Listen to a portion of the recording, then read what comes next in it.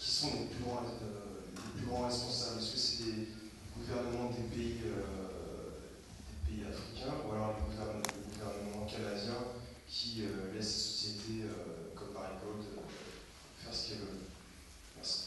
Est-ce que tu penses, Alain, qu'il y a un horizon fini ou non, ou quels seraient les moyens d'arrêter le crescendo dans l'ingénierie fiscale et légale qui permet d'aller toujours plus loin, et que ces sociétés-là, articulées avec les faiseurs de loi, puissent être sans arrêt devant les phénomènes de rattrapage qu'il pourrait y avoir sous la pression, comme il l'a dit, de différents mouvements de lutte. On a l'impression qu'on assiste un peu à la course contre le dopage dans ce secteur-là, et j'aimerais bien avoir ton avis, ce qui aurait une fin à ça. Voilà. Et pour William, c'est sur les conséquences Alors, j'ai une question qui était simple, c'est quels sont les noms des 12 plus gros acteurs miniers mondiaux. C'est juste pour nous rafraîchir la mémoire. Et la deuxième, ça me venait, quand tu parlais du gigantisme, alors est-ce que c'est un phénomène nouveau qui est lié à la concentration, ou bien est-ce qu'on assiste à un retour en arrière, où on a des entreprises qui atteignent des tailles tellement énormes qu'elles sont capables de mettre en œuvre des projets miniers gigantesques du type de ceux qui ont été mis en œuvre en Union soviétique, aux États-Unis. Et j'ai un exemple qui a aussi un trait avec ton exposé, c'est quelque chose qui n'est pas très connu, que j'ai découvert il y a peu de temps, qui est la mine de la Wismut en Allemagne de l'Est, qui est parlant pour l'histoire de son exploitation, parce que c'est quand même un peu l'archétype de l'exploitation minière gigantesque avec tous ses travers, qui est maintenant fini en réalité, mais qui a une histoire depuis sa fin, et qui est une histoire qui est très intéressante. C'est la première fois qu'un État, bon alors il faut que ce soit un État de droit, c'est l'Allemagne unifiée, hyper puissante, très forte financièrement, qui va essayer de prendre en charge les conséquences de l'exploitation de cette mine d'uranium géante qui est la Wismut. Des conséquences en termes sanitaires, en termes de paysage, en termes environnementaux. Et je ne sais pas si tu connais un peu l'exemple, notamment depuis 1990 jusqu'à aujourd'hui, mais est-ce que c'est ce type, est-ce qu'on doit aller vers ce type, est-ce que c'est possible de reproduire ce modèle de gestion post-exploitation, ou bien est-ce que là on est vraiment dans un cas de figure extrêmement particulier? Alors si tu veux, tout à l'heure, je pourrais, si tu n'as pas tous les éléments sur la Wismut, de mémoire, c'est un film qui est passé une fois sur Arte. Il n'était pas rediffusable, alors que normalement, il n'était pas en Arte plus 7, et le DVD n'existe pas. On a essayé de se procurer, ça n'existe pas. C'était vraiment celui-là, il fallait regarder, et ça passait entre minuit et demi et 2h30 du matin. Moi, je pourrais donner déjà un élément d'indication.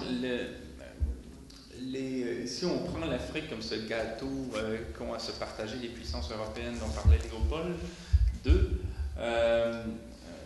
le secteur des mines est partagé sommairement là, entre des sociétés inscrites dans 3 pays, le Canada, l'Australie, l'Afrique du Sud, beaucoup. Ensuite, il y a évidemment des sociétés d'autres pays, mais ce sont les 3 principaux. Et on peut dire que très souvent, les sociétés qui font partie du dernier quart, du 25%, proviennent d'Afrique du Sud et d'Australie, notamment. Angleterre. Et Angleterre, oui. Encore qu'à Londres, on pourrait y revenir sur Rio Tinto qui prend toute une place là, importante. Oui, sur le phénomène plus large, là, qui est notre cadre théorique, si vous voulez, des législations de complaisance. Qu'est-ce qu'on fait devant un tel problème, à savoir que dès qu'un acteur est un peu puissant, il peut se soustraire aux règles des droits et des devoirs pour aller ailleurs.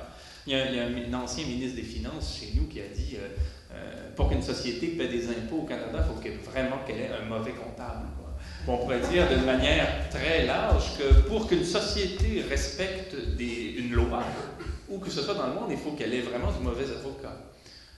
C'est évident que dès qu'un acteur, une multinationale, un acteur très fortuné est le moindrement puissant, il a à sa portée des étages d'avocats dans des immeubles qui le conseillent, le groupe ou l'entité, pour qu'elle contourne la loi. Et la loi n'a cours que sur un territoire et on est dans une concurrence des souverainetés les unes contre les autres. Donc, au fond, les acteurs qui sont souverains, ce sont les investisseurs parce que c'est eux qui décident. Hein, je vais confier ma fiscalité en Suisse à une entité, je vais confier le domaine sécuritaire en Israël, je vais confier tout l'aspect industriel en Jamaïque, je vais confier la gestion de ma marque en Irlande, on fragmente les responsabilités et on ne respecte de loi nulle part. Bon, qu'est-ce qu'on fait face à ça? Je vais avoir une réponse de type thèse, antithèse, synthèse. La première chose est très stimulante pour tout acteur critique, les militants, les penseurs, ainsi de suite, c'est que d'un point de vue politique, les paradis fiscaux, les législations de complaisance constituent une aubaine théorique. C'est une aubaine dans le sens où il n'y a rien qui les justifie.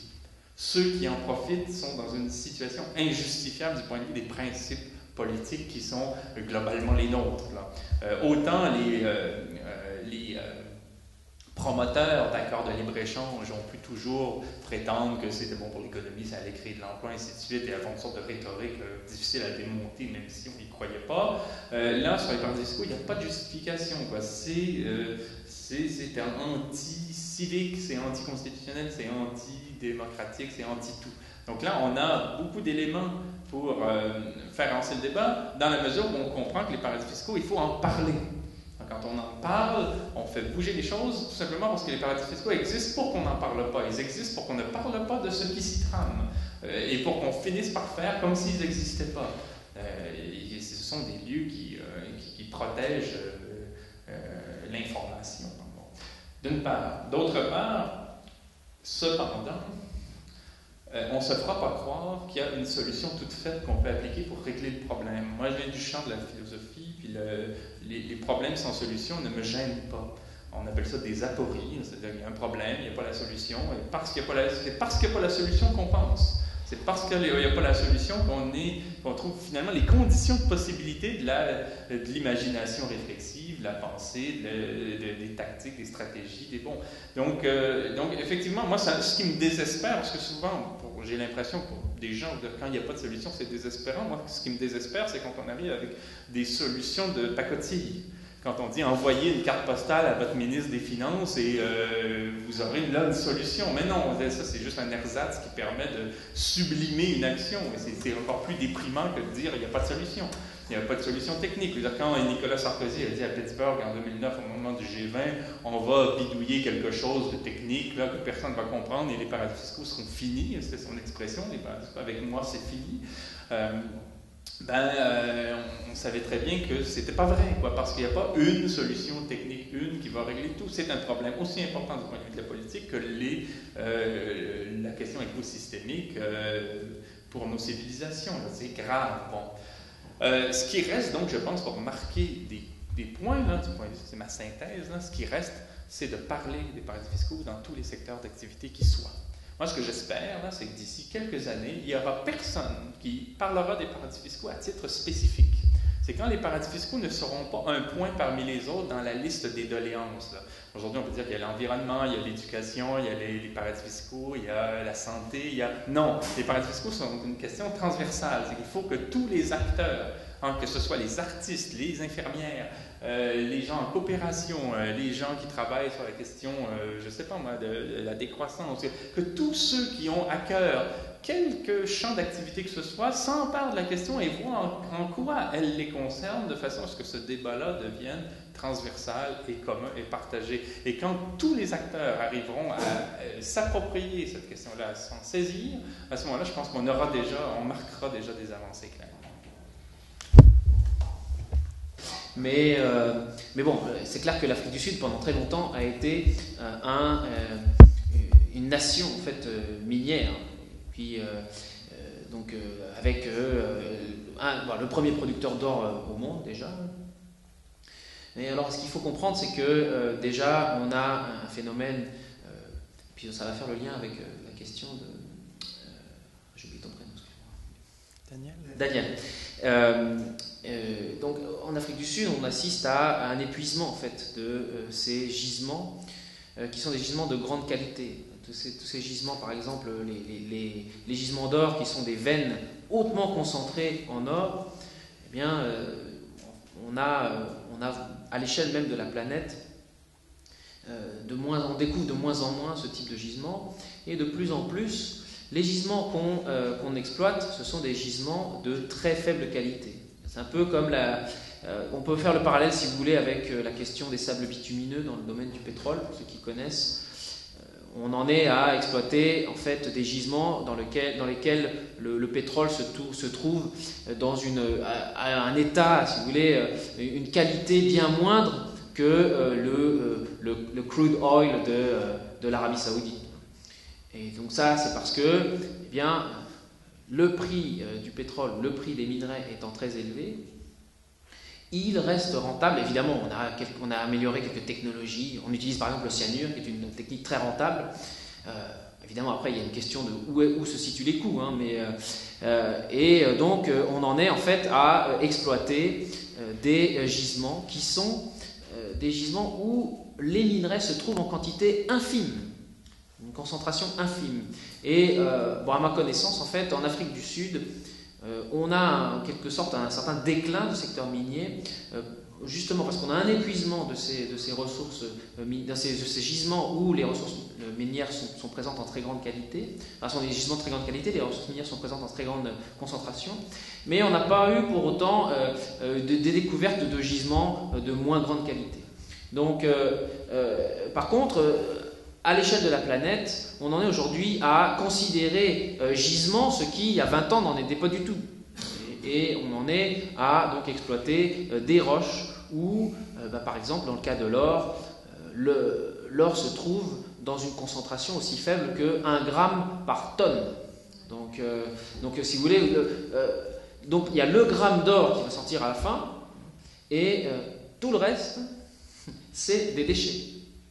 Donc, c'est pour ça que, pour répondre un peu à la question de Daniel, c'est clair qu'on est dans une situation un peu inédite. Là. Donc, on a d'un côté, certaines formes de paradoxe, si vous voulez. D'un côté, on a ce fameux super cycle minier, donc cette nouvelle ruée vers les ressources minières qui coïncide avec cette croissance exponentielle de la Chine, et donc une demande très forte en tout type de minéraux, d'une part, mais d'autre part, on a un épuisement des gisements de grande qualité et on en est réduit à aller exploiter des gisements de très très faible qualité. Donc c'est pour ça que, à mon sens, la situation est quand même inédite dans cette tendance vers le gigantisme. C'est vrai qu'il existait tout au long du XXe siècle par exemple, des exploitations minières à ciel ouvert. Ce n'est pas une technique qui est nouvelle, mais on assiste d'une part à sa généralisation et d'autre part à une extension de ces dimensions.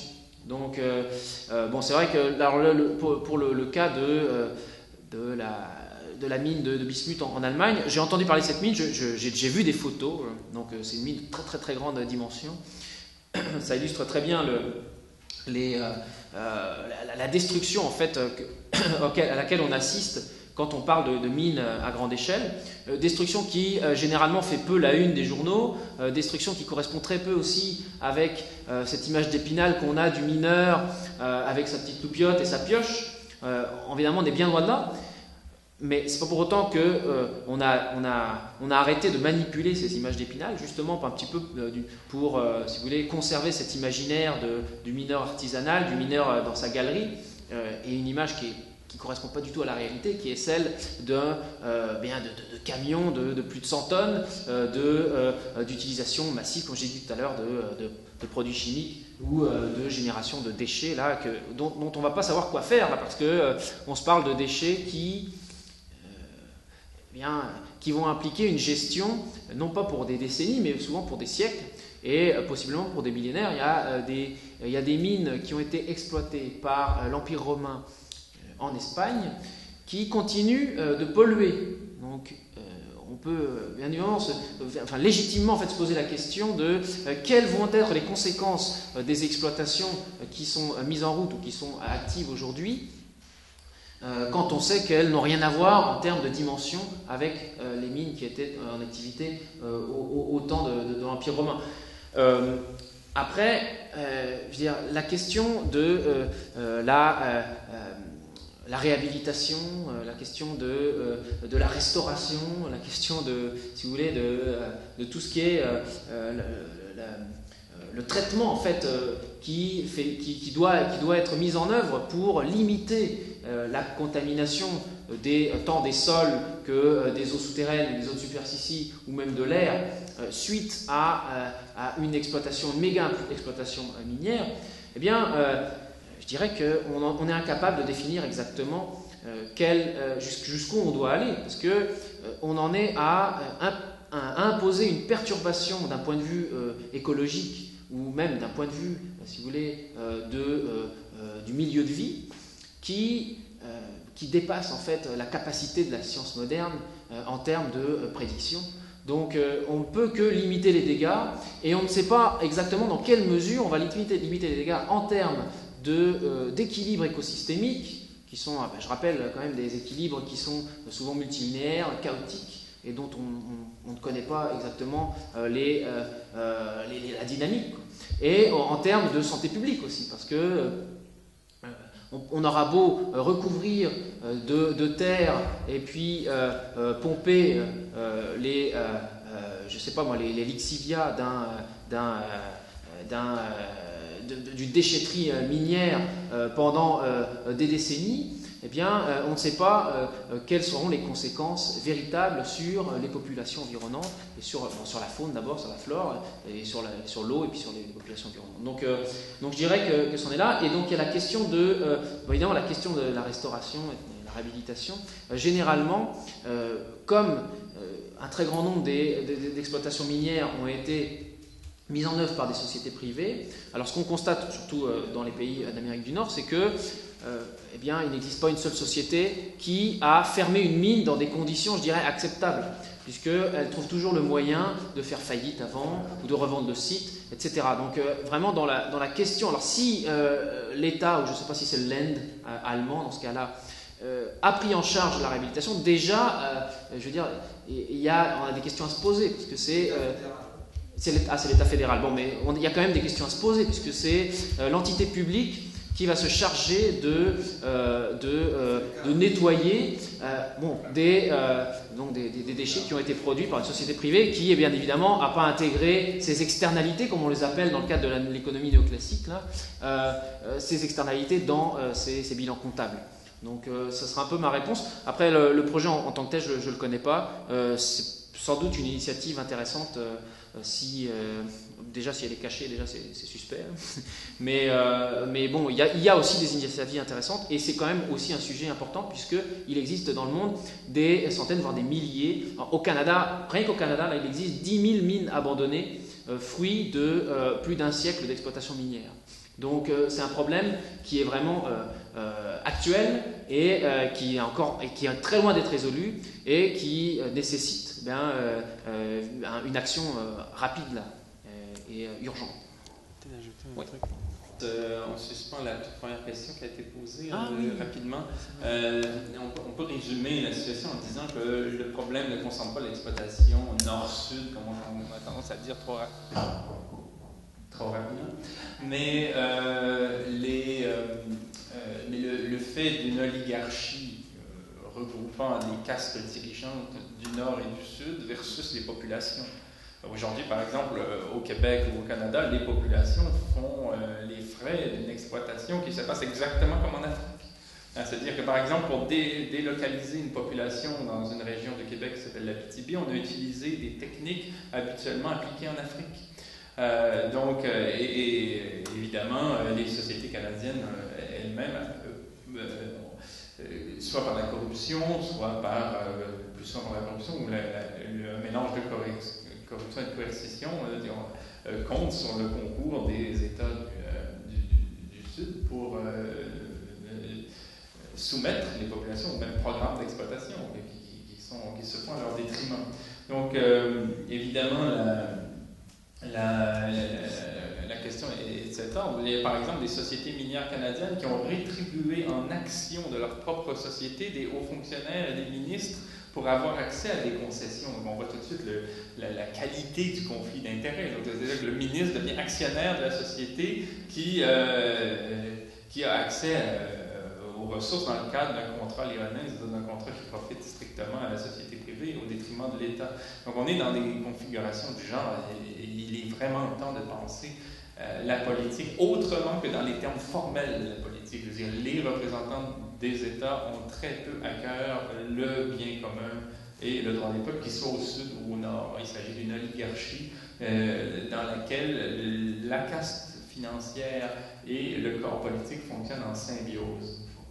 Sur le nom des sociétés, bon, de mémoire, là, je ne les connais pas toutes, là, mais il y aurait Valeinco, qui est une société brésilienne, bon, il y aurait bien évidemment Glencore, il y aurait Extrata aussi, qui est une société suisse, il y aurait Rio Tinto, il y aurait Barrick Gold, qui est donc la société qui nous a poursuivis. Le premier, en fait, c'est la première société minière canadienne. Il y aurait Anglo American, qui est une société aussi anglaise. Il y aurait BHP Billiton, qui est une société australienne. Il y aurait aussi éventuellement Potash, qui est canadienne, Goldcorp canadienne, Goldfields, qui est, je ne me souviens plus, mais bon. First Quantum Mineral. Oui, First Quantum Mineral, qui est aussi, mais qui est plus modeste en termes de capitalisation boursière. Je voulais dire que c'est les mêmes grosses compagnies minières canadiennes qui dévastent le Mali. Et qui, du côté de Sadiola, je renvoie au film de Camille de Vitry et livre de Camille de Vitry, et la Guyane française. On retrouve les mêmes.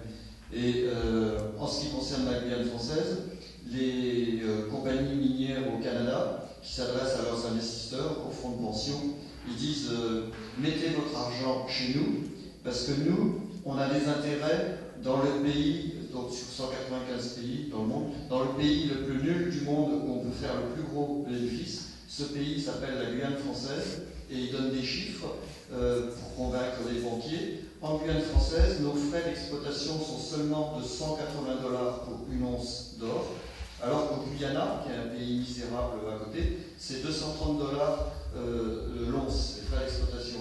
Donc on peut s'étonner comment se fait-il que la Guyane française, qui s'appelle aussi la France, soit classée comme beaucoup plus misérable que le Guyana, où on peut faire absolument n'importe quoi. Alors là, il y a un mystère.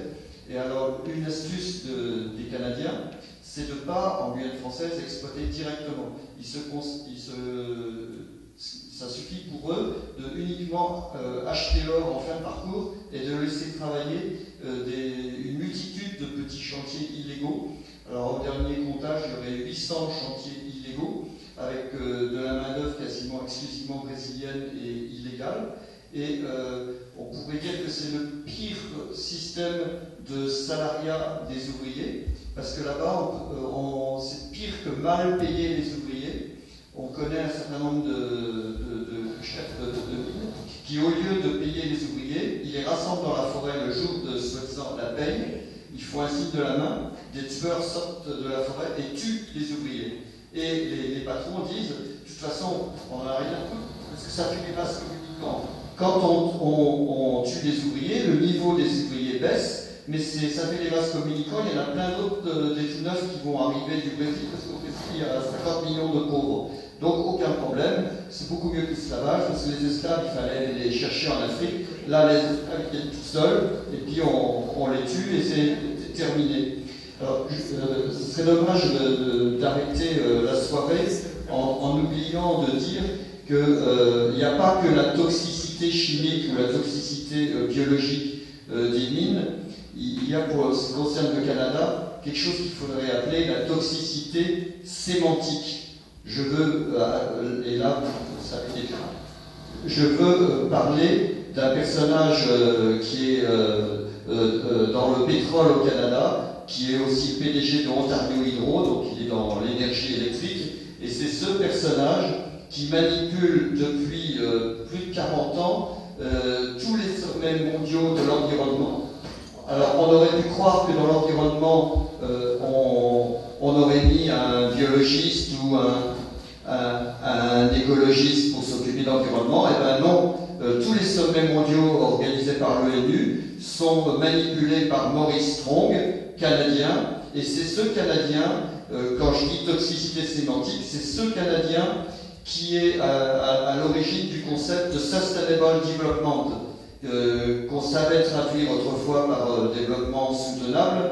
Et chez les francophones, il y a quelques hommes d'affaires qui ont imposé la pire des traductions, c'est-à-dire développement durable. Et je vous remercie d'avoir rappelé aussi la dernière fois que Maurice Strong, non seulement est cet horrible personnage qui est à l'origine de Sustainable Development, mais il est aussi à l'origine de la notion de gouvernance. Donc ça, c'est quand même très très important de voir cet autre aspect horrible de la colonie Canada. Voilà. Là, on a fait sauter le plafond. D'abord, je souscris à ce que vous avez dit. Je précise que la société dont vous parlez s'appelle I Am Gold, littéralement je suis de l'or. Et ça témoigne beaucoup de la psychologie délirante à laquelle on assiste quand on s'intéresse à cet objet-là. Je voudrais remercier, avant de passer la parole à William pour le mot de la fin, la librairie Résistance, Claude Chalot, Maria Marqueta pour la soirée. Merci. Le mot de la fin, tu l'as dit, hein. Ça s'arrête là. Merci beaucoup à Mariama et à la librairie Résistance pour l'invitation. C'est très agréable. Merci.